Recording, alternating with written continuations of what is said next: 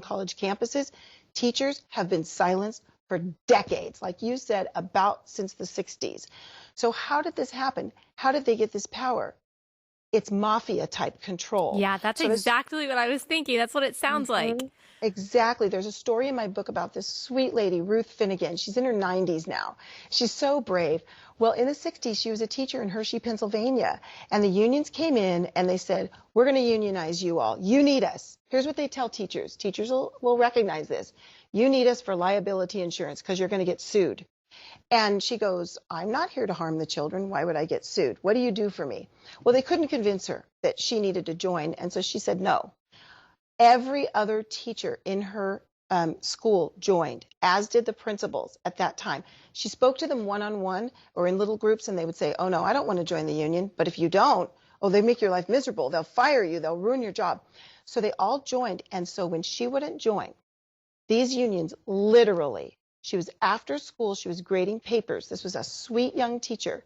They came into her classroom, 5 men in black suits. Wow. And harassed her. Literal mafia tactics. They did it to her twice. She finally caved and joined. She feels very guilty about having joined. She felt like we could stop this nightmare if the teachers would have stood together, but they wouldn't. And that's what happened.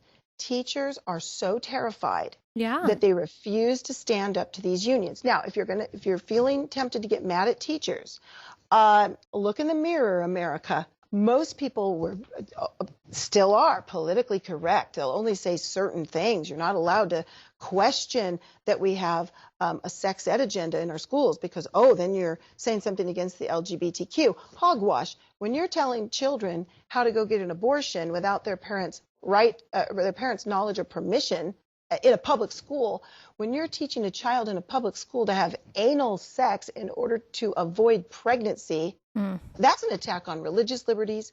That's child abuse. That's all kinds of problems. Don't tell me that I can't speak against that. Or if I do, I'm harming the LGBTQ.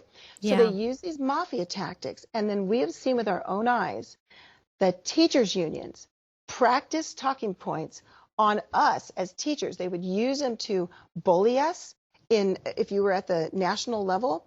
My girlfriends who actually served at the national level. And do you know, 6 months, a year later, we'd then hear those talking points coming out in the form of Democrat talking points. And you know what? I don't call them Democratic anymore because they're not. I call them Democrat.